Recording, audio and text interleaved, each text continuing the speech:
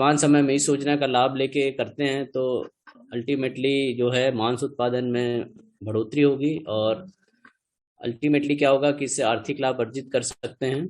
और इसमें वर्तमान में बहुत ज़्यादा संभावनाएं हैं, और भविष्य में जो एनिमल प्रोटीन की डिमांड है, क्योंकि एनिमल प्रोटीन की डिमांड को इससे पूरी की जा सकती है। अगर ओवरऑल देखेंगे प्रति वर्ष मांस की उत्पादन, तो पिछले 5 वर्षों में जो है मांस उत्पादन में लगभग 28% की वृद्धि दर्ज की गई है। 2014 में जो मांस उत्पादन था 6.7 मिलियन टन था, जो कि बढ़ के 8.7 मिलियन टन हो गया है। और जो मुख्य रूप से जो मांस उत्पादन में जो वृद्धि दर्ज की गई है, उसमें चिकन और बकरी और भेड़ के मांस में सबसे ज्यादा है, 50% के आसपास वृद्धि हुई है। ये फिगर में भी आप क्लियर कट देख सकते हैं इसको। ये जो स्लाइड है ये बताता है कि जो डिफरेंट जो मांस जो होते हैं विभिन्न प्रकार के, उसमें कंट्रीब्यूशन कौन कौन से मांस का कितना है। तो अगर आप देखेंगे 2014 और 2020 के स्टैटिक्स में, तो ऑलमोस्ट 50% जो शेयर जो है वो मुर्गी के मांस का है, चिकन का है। ऑलमोस्ट 3 मीट्रिक टन इन 2014 में, और 2020 में 3.3 मिलियन टन।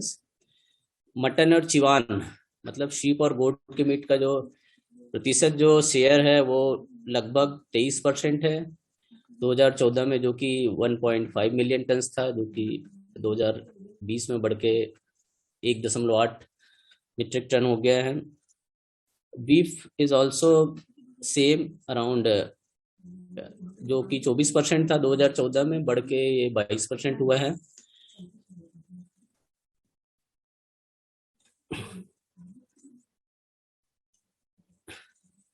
अगर आप ओवरऑल अगर वर्तमान स्थिति देखते हैं और भविष्य की आवश्यकता देखते हैं, तो ऐसा प्रतीत होता है कि हमें इमिडिएटली मांस उत्पादन बढ़ाने की जरूरत है, जिससे भविष्य में जो प्रोटीन का जो रिक्वायरमेंट है, स्पेशली एनिमल प्रोटीन का रिक्वायरमेंट पूर्ति की जा सकती है। वर्तमान स्थिति जैसा देखते हैं तो मांग और आपूर्ति में बहुत ज़्यादा गैप है। ये इससे दर्शाता है कि प्रति व्यक्ति जो मांस जो है, प्रति व्यक्ति को साल में या एक दिन में जितना मांस चाहिए वो कम अवेलेबल है। इसके अलावा जो बकरी या भेड़ के मांस का रिटेल मूल्य बहुत ज़्यादा है, ये आगे के स्लाइड्स पे आएंगे। और क्वालिटी जो है एनिमल्स, शीप और गोट में क्वालिटी एनिमल्स, प्रसंस्कृत मटन या चिवान उत्पादन में भी हम लोग दूसरे देशों से अगर अपन कंपेयर करते हैं दूसरे दूसरे कंट्रीज से, तो हम लोग अभी काफी पीछे हैं, इसमें काफी संभावनाएं हैं।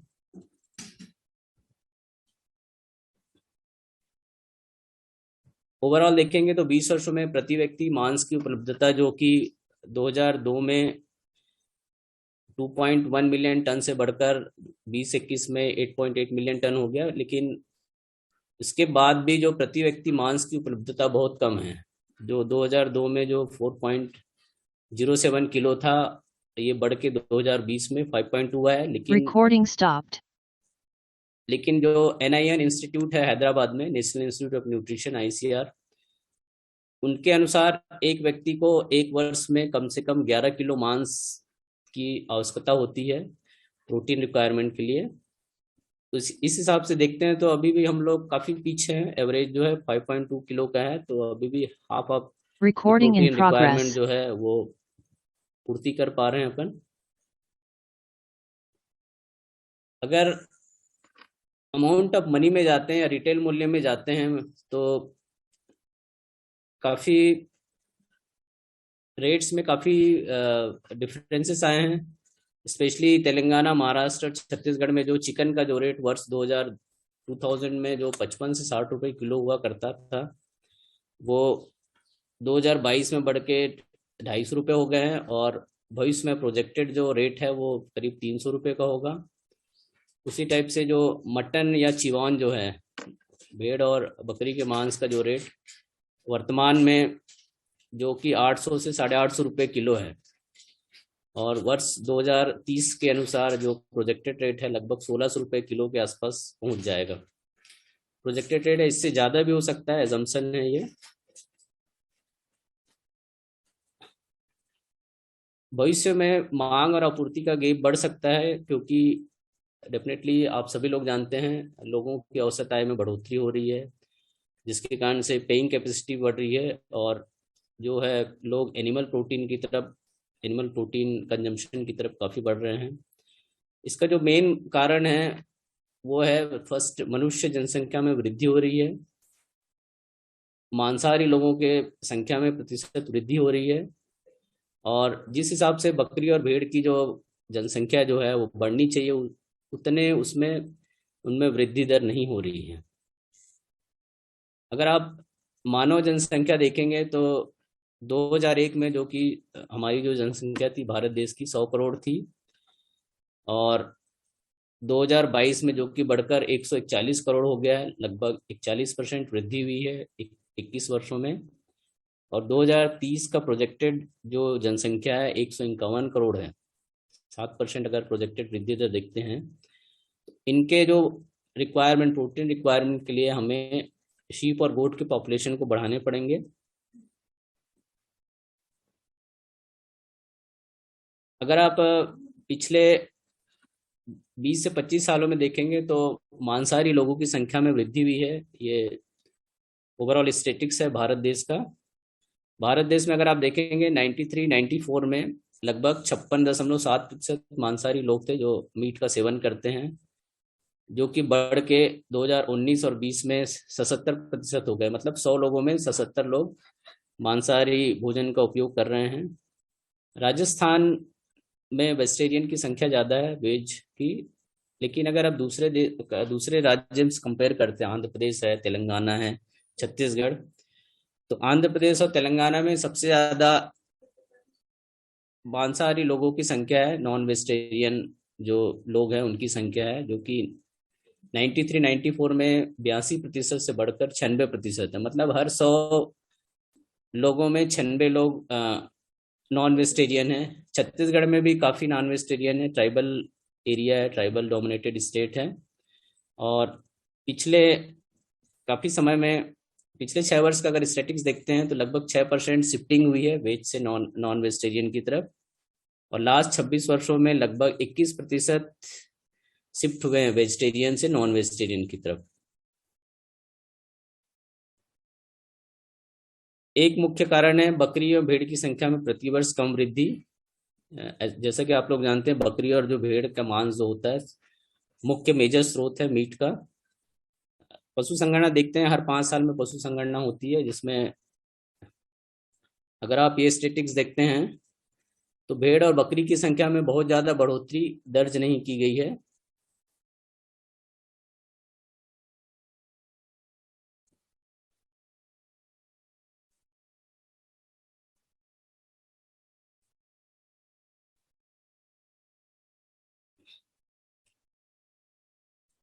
इसीलिए, जैसा कि पिछले स्लाइड्स के अनुसार, हमें प्रोटीन रिक्वायरमेंट पूरा करने के लिए चिकन और बकरी या भेड़ पालन को प्रोत्साहित करना होगा, क्योंकि ये जो 3 प्रजाति है, इसमें कोई भी धार्मिक और लीगल प्रतिबंध नहीं है। कोई भी आदमी इसको सेवन कर सकता है, क्योंकि पोर्क और बीफ को, जो है सूकर का मांस और गाय के मांस को, सभी लोग पसंद नहीं करते हैं। बकरी और भेड़ का क्यों पसंद करते हैं? क्योंकि इसके पीछे कोई रिलीजियस टैबू नहीं है, बिना धार्मिक और सीजन कारणों से सभी लोग पसंद करते हैं। वृहद कस्टमर बेस है, मांग काफी है, और मार्केट भी काफी बड़ा है। लोगों में परंपरागत फूड हैबिट है, स्पेशली अगर आप जाते हैं तेलंगाना, आंध्र प्रदेश, महाराष्ट्र में मटन बिरयानी को बहुत प्रेफर किया जाता है। इसके अलावा परंपरागत धार्मिक हैबिट, स्पेशली जो है तेलंगाना रीजन में बकरीद के समय में कुर्बानी देने की प्रथा होती है, और कुर्बानी में जनरली बकरी और भेड़ को प्रेफर किया जाता है। इसके अलावा अगर आप देखेंगे तो चिकन का जो मार्केट है, पोल्ट्री प्रोडक्शन में सेचुरेशन आ गया है, उत्पादन में सेचुरेशन आ गया है। साथ ही साथ मटन और चिवान के अलावा कोई भी मांस का विकल्प नहीं है हमारे पास। इसलिए वर्तमान समय में मांस उत्पादन को बढ़ावा देना है तो आपको बकरी और भेड़ पालन को प्रोत्साहित करने की बहुत ज़्यादा आवश्यकता है। अगर हम तेलंगाना और आंध्र प्रदेश के बारे में करते हैं तो ये सबसे ज्यादा मांस खाने वाला राज्य है या आवश्यकता वाला राज्य है प्रति व्यक्ति, जो कि अवेलेबिलिटी जो है 9.2 किलो प्रति वर्ष है। अगर आप इंडिया का ओवरऑल एवरेज देखते हैं तो 5.5 kg है, लेकिन तेलंगाना और आंध्र प्रदेश में सबसे ज़्यादा 9.2 kg मांस का सेवन किया जाता है प्रति वर्ष में। 96% जो पॉपुलेशन है, 96% जो जनसंख्या है वो मांसाहारी जनसंख्या है। मटन सबसे ज़्यादा पसंद किया जाता है वहाँ पे। और ओवरऑल इंडिया में देखेंगे तो तेलंगाना में सबसे ज़्यादा भेड़ की संख्या होने के बाद भी इसका जो है रिक्वायरमेंट बहुत ज़्यादा है, और प्रतिदिन नॉर्थ इंडिया से, उत्तर के राज्यों से इसका आयात किया जाता है। मांस का रिटेल मूल्य बहुत ज़्यादा है, और स्पेशली बकरीद के समय में कुर्बानी के लिए मेल भेड़ को पसंद किया जाता है। मुझे मालूम है, मैं जब पढ़ता था तो मेहंदीपट्टनम एरिया में जब कुर्बानी के लिए एक ही दिन में करीब 5 से 10 लाख मेल्स तैयार रहते थे। मैं खुद अपनी आंखों से देखा हूँ जब मैं स्टडी कर रहा था। तो अगर ओवरऑल देखेंगे प्रजातिवार मांस उत्पादन में शेयर और प्रति व्यक्ति उपभोग, तो जो हम देखते हैं विश्व लेवल पे भारत, चीन और तेलंगाना में, तो पोर्क का जो कंजम्पशन है ओवरऑल विश्व में 37% शेयर है। चाइना में सबसे ज़्यादा है, 62% है। चिकन का जो कंजम्पशन और मांस उत्पादन का शेयर सबसे ज़्यादा भारत देश में है, 51%। और तेलंगाना राज्य में देखते हैं तो अराउंड 38% है। मतलब 100 किलो अगर मीट का उत्पादन होता है तो 38 किलो मीट जो है वो तेलंगाना से प्रोड्यूस होता है। मटन जो है सबसे ज़्यादा उत्पादन का शेयर जो है वो भारत देश का है, 21%। और उसमें भी अगर तेलंगाना के बारे में देखते हैं तो तेलंगाना में सबसे ज़्यादा 54% जो है, जो मीट का शेयर है मटन और चिवान से होता है।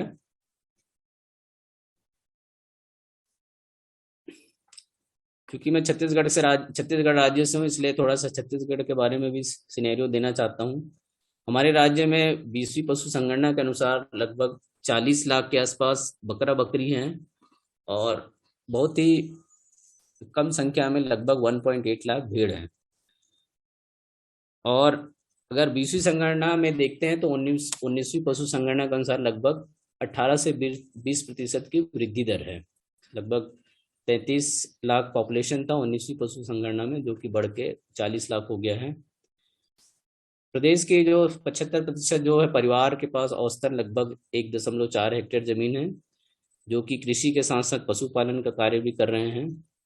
और एवरेज जो प्रोडक्शन है हमारे यहाँ 2020-21 के अनुसार कम है, लगभग 46,761 किलोग्राम मांस का उत्पादन हुआ, और प्रति व्यक्ति उपलब्धता बहुत ही कम है, 1/10 के आसपास है, 1.508 किलोग्राम है, जो कि राष्ट्रीय औसत से देखा जाए जो कि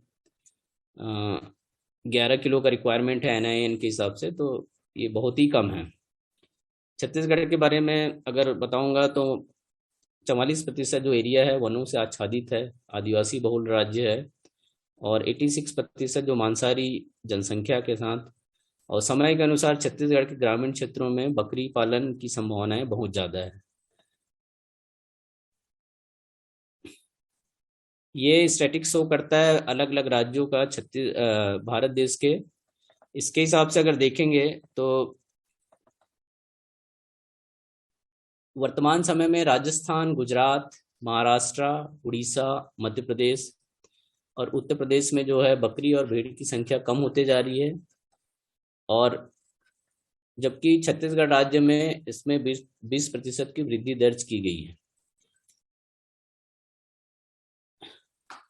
इन सब परिस्थितियों को देखते हुए वर्तमान समय में जो किसान हैं या उद्यमी हैं, उनको बकरी और भेड़ पालन को आकर्षित करने के लिए शासकीय, अशासकीय एवं अन्य प्रयास की आवश्यकता है, जिससे जो है मटन और चीवान का उत्पादन बढ़ाया जा सके।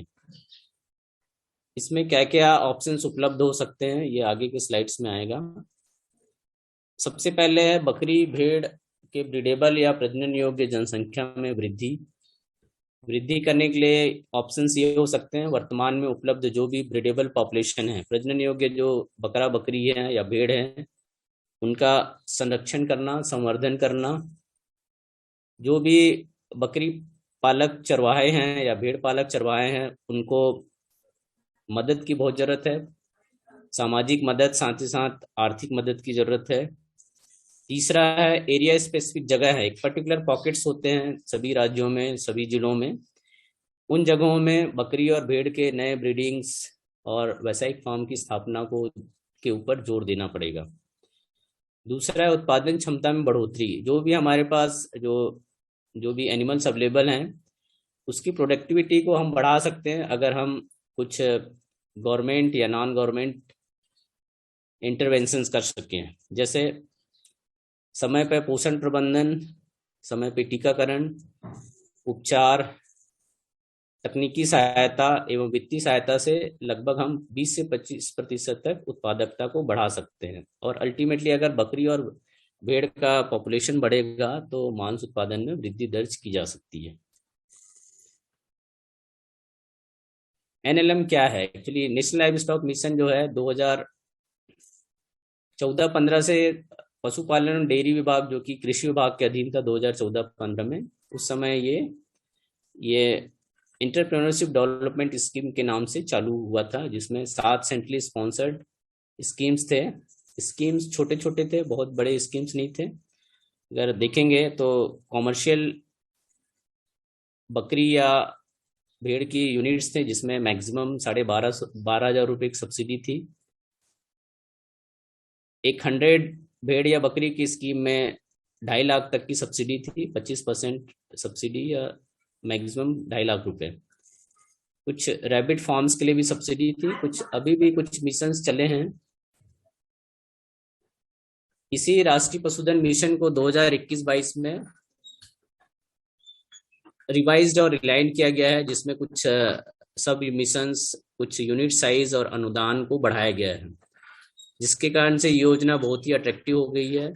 और ये पूरे भारत देश में 2021-22 से 26-27 तक 5 वर्षों के लिए चालू रहेगा। और इसका जो मेन उद्देश्य है, उद्यमता विकास से रोजगार के अवसर उपलब्ध कराना। और जो राज्य के पशुपालन विभाग हैं, ये इनके क्रियान्वयन एजेंसी होगी सभी राज्यों में। योजना का जो फोकस है वो है विभिन्न पशुपालन की योजनाओं में उद्यमता विकास, मतलब उद्यमी तैयार करना, कुक्कुट, भेड़, बकरी एवं सूकर में नस्ल सुधार, और साथ ही साथ जो कि बहुत इंपॉर्टेंट पार्ट होता है पशुपालन में, दाना और चारा के विकास। इसके मुख्य मुख्य 3 सबमिशंस हैं। एक जो सबमिशन है जिसमें कुक्कुट और पशुधन में नस्ल सुधार, ब्रीड इंप्रूवमेंट करके, अगर ब्रीड इंप्रूवमेंट करेंगे तो अल्टीमेटली प्रोडक्शन बढ़ेगा। दूसरा है दाना एवं चारा विकास, क्योंकि जो मैक्सिमम जो एक्सपेंडिचर जो आता है, अगर आप कैलकुलेट करेंगे तो दाना और चारा में आता है एक्सपेंडिचर जो भी होता है पशुपालन में। तीसरा जो सबमिशन है पशुधन विस्तार एवं नवाचार, मतलब एक्सटेंशन एक्टिविटी बहुत इंपॉर्टेंट है फील्ड में। जो भी स्कीम्स चल रहे हैं या जो भी योजनाएं चलती हैं, उसका प्रॉपर ढंग से एक्सटेंशन नहीं होने से लोगों को या किसानों तक मैसेज नहीं जाता, इसलिए विस्तार के लिए भी अलग से सबमिशन है। साथ ही साथ इनोवेशन, नवाचार, स्टार्टअप योजनाएं जैसे चल रही है गवर्नमेंट ऑफ इंडिया की, तो उसी टाइप से इनोवेशंस में भी एक सबमिशन रखा हुआ है। ये ऑपरेशन गाइडलाइन जो कि जुलाई 2021 में जारी हुई है गवर्नमेंट ऑफ इंडिया की, ये वेबसाइट में डला हुआ है एनएलएम के, आप चाहे तो इसको देख सकते हैं। और स्टैंडर्ड ऑपरेटिंग प्रोसीजर्स भी हैं इसके। साथ ही साथ जो भी अमेंडमेंट होते हैं वो साइट में डलता है और सर्कुलेशन में भी आता है। अब एनएलएम का क्रियान्वयन का तरीका कैसा है, ये एक एक करके बताऊंगा। भारत सरकार लेवल पे, गवर्नमेंट ऑफ इंडिया लेवल पे 2 कमेटियां हैं। एक इम्पोर्ट कमेटी है, दूसरा है प्रोजेक्ट अप्रूवल कमेटी। उसी तरह से राज्य सरकार लेवल पे, जो कि राज्य की जो पशुपालन विभाग है, वो क्रियान्वयन एजेंसी है, स्टेट इम्प्लीमेंटिंग एजेंसी। राज्य की जो क्रियान्वयन एजेंसी, उनका मुख्य कार्य होता है आवेदनों का स्क्रूटनी करना। जो भी आवेदन आएंगे उनका स्क्रूटनी करते हैं।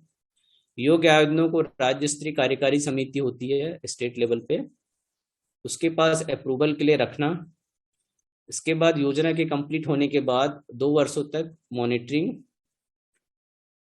एवं फॉलोअप करना। जो राज्य स्तरीय कमेटी जो है प्रोजेक्ट को अप्रूवल करके गवर्नमेंट ऑफ इंडिया को रिकमेंडेशन और सैंक्शन के लिए भेजती है। अगर अनुदान में जाएंगे तो मोटा मोटा जो है 50% कैपिटल सब्सिडी है कुल प्रोजेक्ट कास्ट का। और अलग अलग योजनाएं हैं, जैसे कुक्कुट परियोजना में मैक्सिमम जो सब्सिडी है 25 लाख की है। भेड़ और बकरी परियोजना में जो अभी जो नया अमेंडमेंट आया है उसमें 10 से 50 लाख तक की सब्सिडी है। सुकर परियोजना में 15 से 30 लाख की सब्सिडी है। दाना एवं चारा विकास में 50 लाख की सब्सिडी है। और अभी जो नया अमेंडमेंट आया उसमें एक जो बेनिफिशरीज है वो एक से ज़्यादा चीज़ें कर सकता है। साथ ही साथ मिनिमम बेनिफिशरी कंट्रीब्यूशन 10% का होगा। बचा हुआ जो पार्ट होगा वो बैंक लोन या स्वयं की वित्तीय सहायता, वित्तीय लागत का उपयोग कर सकता है। मार्जिन मनी जो होता है वो लगभग 10% है। और जो अनुदान के लिए जो चैनलाइज जो बैंक है वो सिडबी है, small industrial development bank of India, जो कि गवर्नमेंट ऑफ इंडिया का पब्लिक सेक्टर अंडरटेकिंग है, उनको ऑथराइज किया गया है। इसके जो लाभार्थी होंगे, कौन कौन इस योजना का लाभ ले सकता है। सबसे पहले वो भारत का नागरिक होना चाहिए। कोई भी व्यक्ति हो सकता है या संयुक्त आवेदन भी हो सकते हैं, एक से अधिक आवेदन भी आ सकते हैं एक योजना के लिए, या एक आदमी एक से ज्यादा आवेदन भी कर सकता है। किसान उत्पादक संगठन होते हैं अलग अलग जगहों में, ये भी इसके लाभार्थी हो सकते हैं। स्व सहायता समूह जो हैं, एसएचजी ग्रुप्स बने हुए हैं अलग अलग गाँवों में, ग्राम पंचायतों में, ये भी इसका फायदा ले सकते हैं। किसान संगठन होते हैं, संयुक्त देयता कंपनी, साथ ही साथ जो धारा 8 के अंतर्गत जो कंपनीज आते हैं ये भी इसके लाभार्थी हो सकते हैं।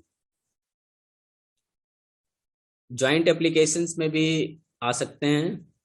और घर के एक से ज्यादा मेंबर भी डिफरेंट योजनाओं का लाभ ले सकते हैं। साथ ही साथ एक एप्लीकेंट जो है एक से ज्यादा कंपोनेंट में भी वो लाभ ले सकता है। एक से ज्यादा जो कंपोनेंट्स हैं, अलग अलग कंपोनेंट, उसका भी फायदा वो उठा सकता है। इसके लिए कोई भी जाति बंधन नहीं है, शिक्षा का बंधन नहीं है, इलिटरेट आदमी भी इसका बेनिफिशियरी हो सकता है। धर्म का कोई बंधन नहीं है, भारत के कोई भी जगह का वो व्यक्ति हो सकता है। लिंग का भी बंधन नहीं है। इम्पोर्टेंट है इसमें उम्र जो है, जो भी लाभार्थी है उसकी उम्र जो है 65 वर्ष से 65 साल से कम होना चाहिए। एक डीपीआर की जरूरत पड़ती है, बहुत इंपॉर्टेंट है। विस्तृत प्रोजेक्ट रिपोर्ट की आवश्यकता होती है। खुद का जमीन या लीज की जमीन के कागजात होने चाहिए। आधार, पैन, पते का विवरण होना चाहिए।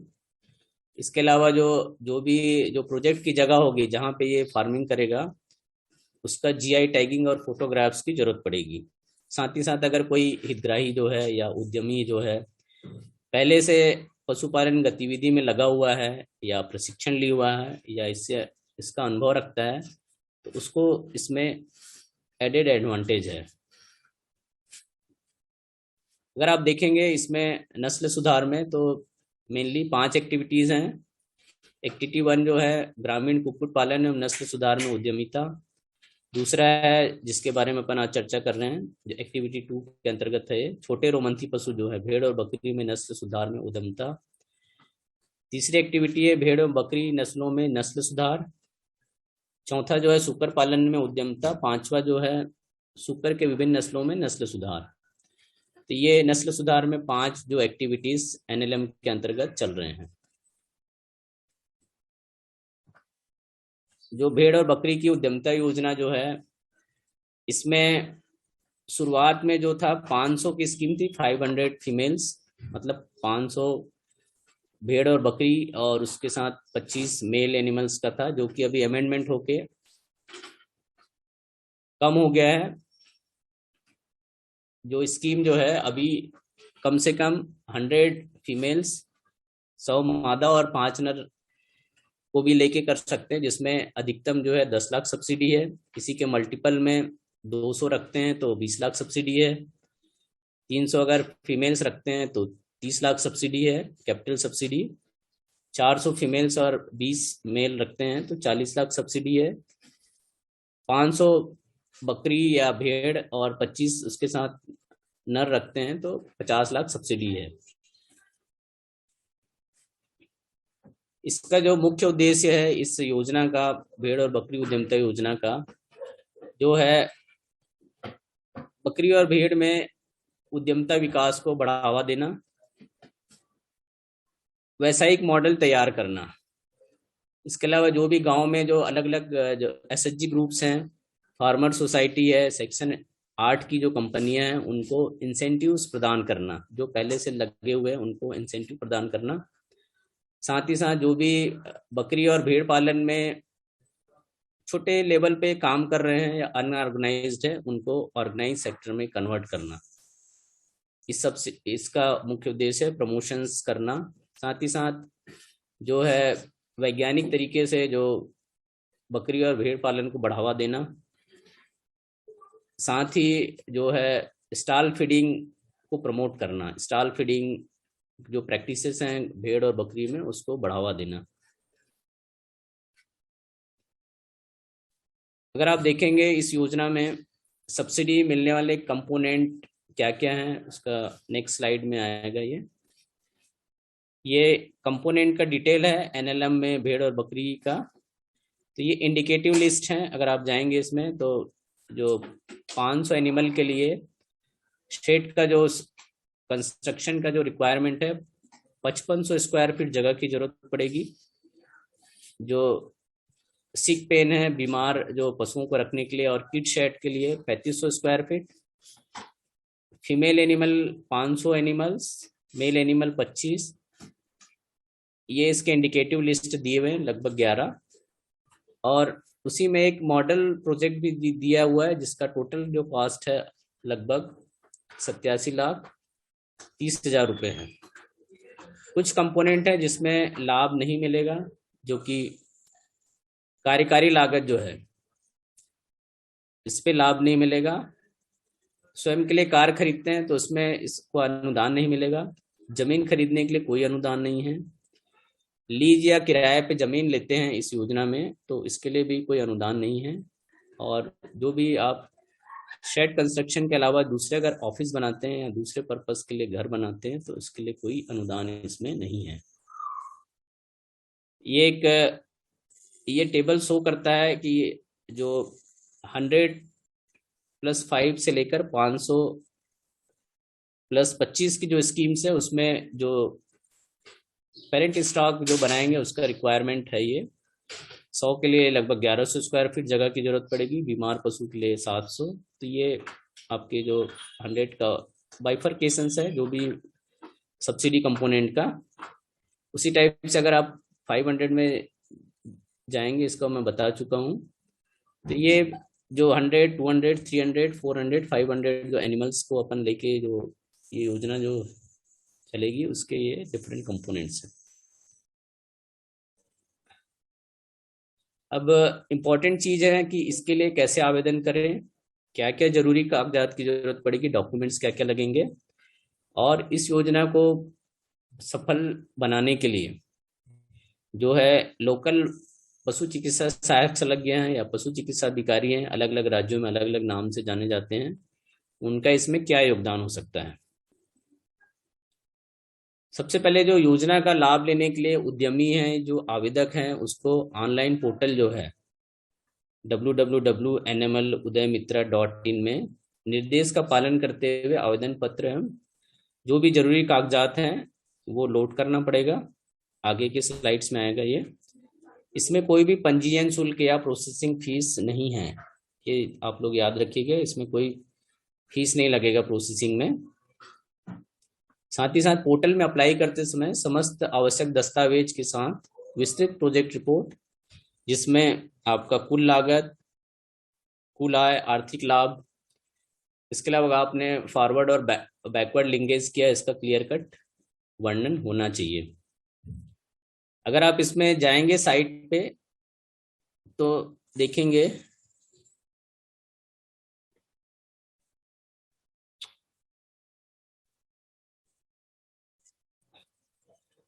सबसे पहले अगर आप इसमें अप्लाई करना चाहते हैं तो आप साइट खोलिए सबसे पहले www.nmludayamitra.in।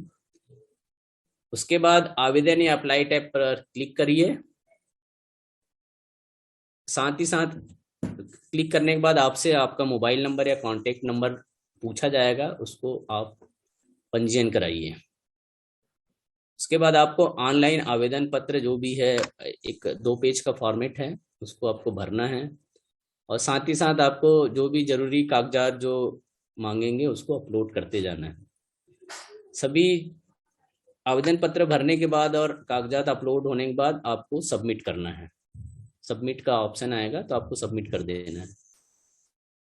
ये कागजात की लिस्ट है, मैं एक एक करके बताऊंगा।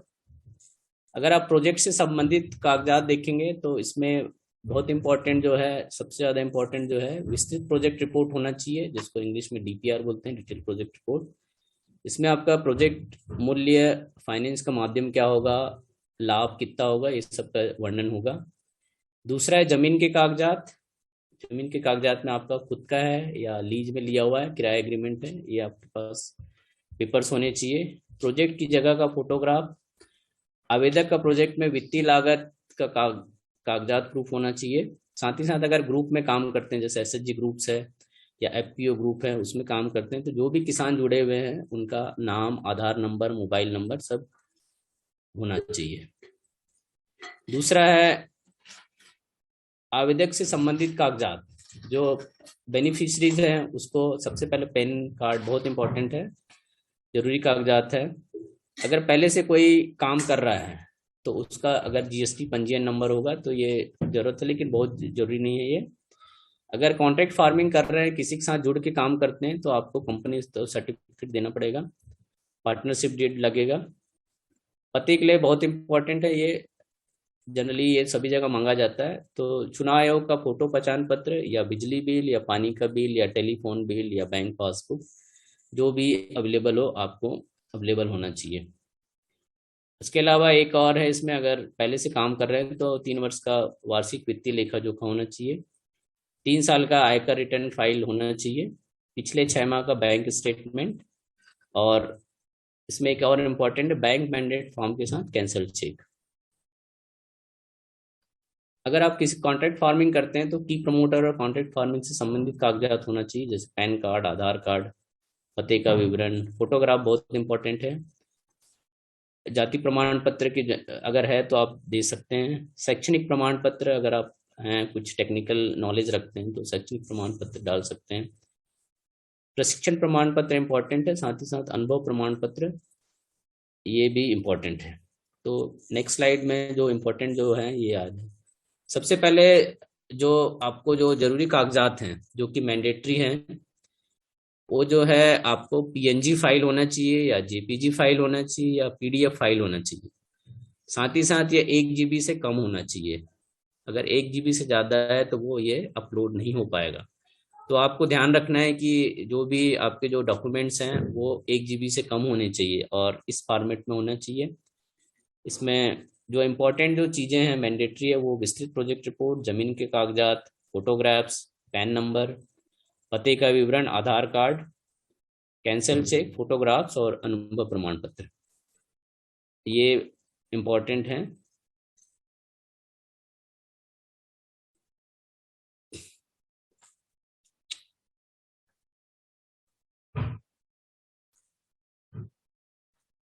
एक बार आवेदन करने के बाद जो है आवेदन जो है राज्य सरकार के पशुपालन विभाग के राज्य नोडल एजेंसी, जैसे कुछ राज्यों में जो कि डायरेक्टरेट एनिमल हस्बेंड्री डिपार्टमेंट होता है, हमारे छत्तीसगढ़ में ये मुख्य कार्यपालन अधिकारी जो हैं सीईओ, वो इसके नोडल अधिकारी हैं, तो उनके पोर्टल में ऑटोमेटिकली ये प्रेषित हो जाता है।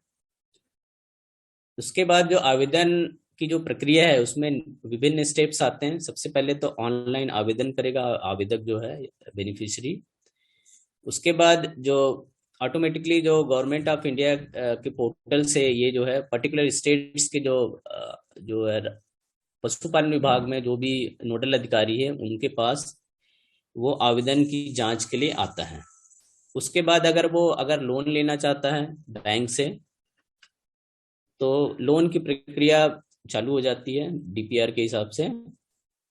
और मीन टाइम में जो राज्य नोडल एजेंसी की तरफ से एक राज्य स्तरीय कार्यपालिक समिति होती है, स्टेट लेवल एग्जीक्यूटिव कमेटी, ये आवेदन को अप्रूवल देता है, देना है नहीं देना है, ये डिसाइड करते हैं। एक बार आवेदन अप्रूवल होने के बाद ये फिर से गवर्नमेंट ऑफ इंडिया को जाता है। उसके बाद ये गवर्नमेंट ऑफ इंडिया में जाने के बाद ये जो है सिडबी द्वारा सब्सिडी सैंक्शन में अनुदान का वितरण होता है और हितग्राही के बैंक खाते में सब्सिडी जमा हो जाती है।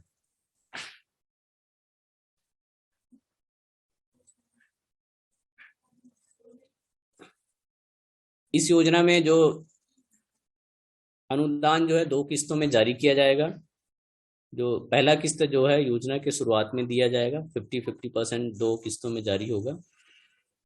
अनुदान का जो दूसरा किस्त है जो प्रोजेक्ट होने के बाद, प्रोजेक्ट खत्म होने के बाद, और राज्य की जो क्रियान्वयन इकाई है स्टेट इम्प्लीमेंटिंग एजेंसी, वो इसका मूल्यांकन करेगा और गवर्नमेंट ऑफ इंडिया के कुछ फॉर्मेट्स हैं उसमें उसको सेटिस्फैक्ट्री रिपोर्ट जारी होने के बाद ये सेकेंड इंस्टॉलमेंट जारी होगा। हितग्राही का बैंक में एक बचत खाता होना चाहिए जिसमें अनुदान की राशि जमा होगी, न कि लोन अकाउंट में। अगर लोन लेता है तो उसका जो है जो अनुदान है वो लोन अकाउंट में नहीं जाएगा, वो उसके बचत खाता जो होगा, जो दिया होगा, उस पे जाएगा। इस योजना को Recording stopped. इस योजना के सफलतापूर्वक क्रियान्वयन के लिए जो विभिन्न राज्यों में जो पशु चिकित्सा सहायक संलग्न हैं या पशु चिकित्सा अधिकारी हैं या डिप्टी डायरेक्टर्स हैं, उनको इन चीज़ों का ध्यान रखना चाहिए। एक तो सबसे पहले जो है एनएलएम के जो एक्सप्रेशन ऑफ इंटरेस्ट निकलते हैं स्टेट लेवल पे, और ऑपरेशन गाइडलाइंस जो हैं, क्या क्या गाइडलाइंस हैं, वो उनको मालूम होना चाहिए। दूसरा है कोई भी जो गाइडलाइन में परिवर्तन होता है या संशोधन Recording होता in है progress. उसकी जानकारी होना चाहिए। तीसरा है सब्सिडी जारी होने का स्टैंडर्ड ऑपरेटिंग प्रोसीजर क्या है, ये भी उसको जानकारी होना चाहिए। चौथा है जो भी क्वेश्चंस रेज होते हैं इस योजना से संबंधित, उसको भी इसको मालूम रहना चाहिए। साथ ही साथ इसको जवाब या इसको कैसे हल करें उसको भी मालूम होना चाहिए। साथ ही साथ जो है रजिस्टर्ड वेटनेरियन है उनको डीपीआर का भी जानकारी होना चाहिए। अगर आप देखेंगे तो इस योजना का कोई कट ऑफ डेट नहीं है, 2026-27 तक ये योजना चलेगी लगातार, और इसका कोई कट ऑफ डेट नहीं है। तो आप जब तक नया गाइडलाइंस नहीं आता तब तक आप इसमें कंटिन्यूस आप अप्लाई कर सकते हैं। ये एक अनुभव या प्रशिक्षण प्रमाण पत्र का फॉर्मेट हो सकता है। जो जो हितग्राही है, किसान है या उद्यमी जो एक्सपीरियंस्ड है या ट्रेनिंग लेके इस योजना में आगे बढ़ना चाहते हैं, तो एक फॉर्मेट हो सकता है। डॉक्टर्स लोग ये सर्टिफिकेट जारी कर सकते हैं, एक फॉर्मेट है ये। विस्तृत डीपीआर में क्या क्या होना चाहिए, जो डीपीआर बनाएंगे प्रोजेक्ट रिपोर्ट, उसमें क्या क्या होना चाहिए। तो सबसे पहले जो है जो पर्टिकुलर जो भी योजना है उसका कवर पेज होना चाहिए, जिसमें आपका आपका जो है योजना का नाम, साथ ही साथ आपका नाम, किसने प्रोजेक्ट तैयार किए, ये सब आ सकता है इसमें कवर पेज में।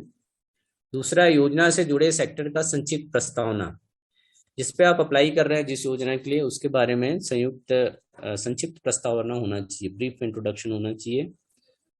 साथ ही साथ प्रोजेक्ट आउटले का संक्षिप्त एब्स्ट्रैक्ट होना चाहिए। साथ ही साथ जो है तकनीकी एवं आर्थिकी का पूर्वानुमान, टेक्निकल रिपोर्ट, और उसका इकोनॉमिक्स, कितना फायदा होगा, कब तक आप लोन चुका पाएंगे, उसका पूर्वानुमान होना चाहिए। साथ ही साथ इस डीपीआर में जो मेन जो आपका जो खर्च आता है पोषण पे आता है, फीडिंग एंड न्यूट्रिशन में लगभग 65-70% जो कॉस्ट है। इसलिए आपको जो प्रतिदिन में जो भी खर्च आता है न्यूट्रिशन में, उसकी कैलकुलेशन होना चाहिए डे टू डे एंड प्रजनन साइकिल के अनुसार। साथ ही साथ फ्लॉग फ्लो चार्ट जो होता है प्रजनन साइकिल अनुसार या वर्ष के अनुसार, ये क्लियर कट होना चाहिए। इसके अलावा जो डीपीआर में सकल आय कितना है, ग्रॉस प्रॉफिट कितना है, शुद्ध आय कितना है, प्रेजेंट साइकिल के अनुसार या ईयर के अनुसार, ये आपको मालूम रहना चाहिए। साथ ही बहुत इंपॉर्टेंट है प्रोजेक्ट की वायबिलिटी क्या है, मतलब प्रोजेक्ट से आपको बेनिफिट हो रहा है कि नहीं हो रहा है, वायबल है कि नहीं है, Recording in ये progress. बहुत इंपॉर्टेंट है। अगर आप देखेंगे इस प्रोजेक्ट के मुख्यतः 3 घटक हैं गाइडलाइंस के अनुसार। जो फर्स्ट घटक है जो कि रिकरिंग है, एक बार कॉस्ट आएगा, जिसमें जनरली जो भी योजना के अनुसार भेड़ और बकरी खरीदने का कॉस्ट आएगा वो लगभग 55 to 60% आता है। दूसरा है फिक्स्ड अवमूल्यन होने वाला डिप्रिसिएशन, जिसकी डिप्रिसिएशन होती है, इस पे आपका जो है अधोसंरचना, जिसको इंफ्रास्ट्रक्चर बोलते हैं, इक्विपमेंट मशीनरी में आता है, लगभग ये 5,000 से 10,000 प्रति पशु के अनुसार कॉस्टिंग आती है। इसके अलावा जो रिकरिंग कॉस्ट है या कार्यकारी व्यय जिसको बोलते हैं, 12 से 14 माह 2 साइकिल अगर है साल में, तो इसमें मुख्यतः जो है पोषक आहार या पोषण पे खर्च होता है। और ये जो है जो आपका जो फीडिंग का जो सिस्टम है, इंटेंसिव सिस्टम में करते हैं, एक्सटेंसिव सिस्टम में करते हैं या सेमी इंटेंसिव सिस्टम में करते हैं, उसके ऊपर डिपेंड है। साथ ही साथ आपका जो जो पास्चर सिस्टम कैसा है, पास्चर ग्रासलैंड कैसे हैं, उसके ऊपर भी ये काफी डिपेंड करता है। साथ ही साथ जो फार्म के मजदूर हैं वो अलग अलग जगह पे मजदूरी का दर अलग अलग हो सकता है। आपके घर में स्वयं के मजदूर हैं, आपके पास एग्रीकल्चर लैंड है तो उसमें अगर जुड़े हैं तो इसमें कॉस्टिंग कम आ सकती है। साथ ही साथ पशु बीमा बहुत इंपॉर्टेंट पार्ट है रिकरिंग उसमें। पशु बीमा की जो दर है अलग अलग स्टेट्स में, जैसे गवर्नमेंट ऑफ इंडिया की गाइडलाइंस में अभी एनएलएम में, तो ये पशु बीमा की दर भी सब जगह अलग अलग है।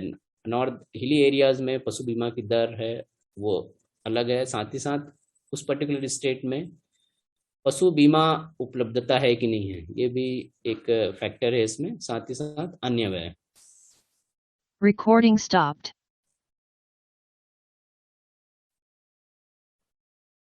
ये तेलंगाना स्टेट का मार्केट का मिनिमम जो रेट है, अपन फाउंडेशन स्टाफ खरीदते हैं तो ये लगभग Recording in करीब progress. 12,000 रुपये करीब आता है फीमेल का। इसको अपन कैलकुलेट करते हैं 500 एनिमल्स के लिए, तो लगभग ये 60 लाख के आसपास आता है। 30 किलो का अगर अपन लेते हैं एवरेज, मेल की जो कॉस्टिंग है लगभग 18,000 रुपये। और ये मिनिमम जो रेट अगर अपन कैलकुलेट करते हैं तो फीमेल एनिमल के लिए 11,000 रुपये आता है और नर के लिए लगभग 16,000 रुपये आता है। और इंडिकेटिव कास्ट के हिसाब से जो रेट है लगभग फीमेल के लिए 8,000 रुपये है बकरी के लिए, और बकरी के लिए 13,000 रुपये है। तो ये लगभग डिफरेंस जो है वो 15 लाख के आसपास आता है। ये एक मेरा एक टेंटेटिव डीपीआर है, मैंने बनाया हुआ है। तो इसमें अगर आप देखेंगे 500 एनिमल का है, तो हाउसिंग सेट का कंस्ट्रक्शन करते हैं तो लगभग ये जो कॉस्ट जो है housing set plus kit set का लगभग ये 45 लाख के आसपास आता है। 9,000 स्क्वायर फीट कंस्ट्रक्शन का कॉस्ट ऑफ डो कैलकुलेट करते हैं 300 रुपीज के जी के हिसाब से, 30 के जी एवरेज वेट होगा तो लगभग ये 45 लाख रुपीज आता है।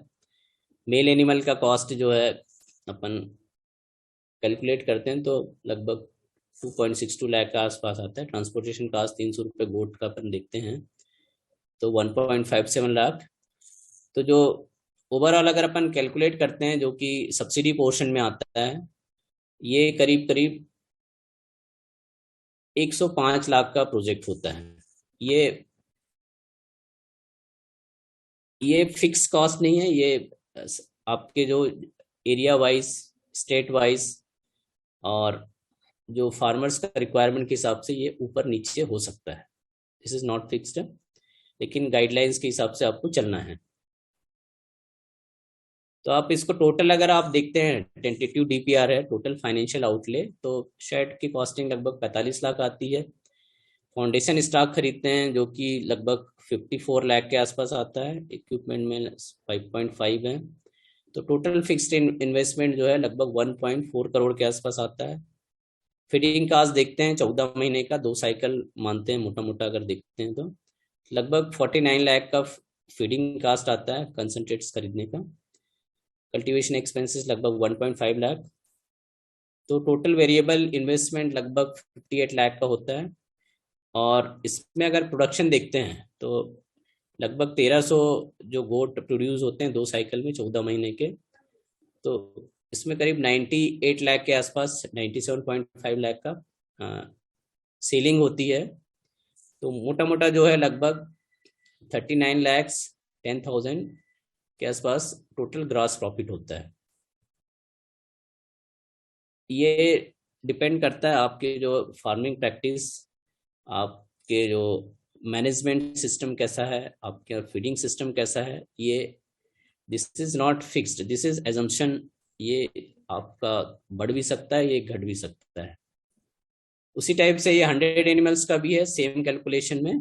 तो 100 एनिमल्स का जो कैलकुलेशन है, ये जो इन्वेस्टमेंट कॉस्ट करीब 23,98,000 के आसपास आ रहा है सेम रेट में अगर कैलकुलेट करते हैं तो। इसके अगेंस्ट में अगर अपन टोटल डीपीआर देखते हैं, फाइनेंशियल आउटले प्रॉफिट कितना होता है, तो इसमें टोटल फिक्स्ड इन्वेस्टमेंट लगभग 23,48,000 का है। फीडिंग कास्ट करीब 9.81 लाख के आसपास आएगा। टोटल वेरिएबल कास्ट जो है 12.79 लाख होगा। और इसमें लगभग 14 महीने के उसमें पीरियड में 10,05,000 के आसपास टोटल ग्रॉस प्रॉफिट होगा। तो ये टोटली डिपेंड करता है आपके यहाँ प्रोडक्शन सिस्टम कैसा है, और आपका जो योजनाएं भी चल रही हैं उसका भी मैं एक एक करके एक्सप्लेन करूंगा। कम एक जो योजना चल रही है अच्छी गुणवत्ता के चारा बीज उत्पादन में सहायता, मतलब ये फार्म्स के लिए है, आप सीड प्रोडक्शन को बढ़ावा देने के लिए, ताकि आपको ऑर्डर अच्छे से मिल सके गुड सर आपका क्वालिटी के। स्लाइड मूव नहीं हो रहा। हाँ सर। अब सर कौन सा स्लाइड पे है आप? वो ये तो वही indicative cost model project report का दिख रहा है यहाँ पे। नहीं, आगे बढ़ गए हैं सर, नहीं हो रहा है। नहीं हो रहा सर। ये एनएलएम अंतर्गत उपलब्ध दूसरे योजना, नो सर। पता नहीं सर। एक बार स्टॉप कीजिए और again you go back. Okay sir, stop कर।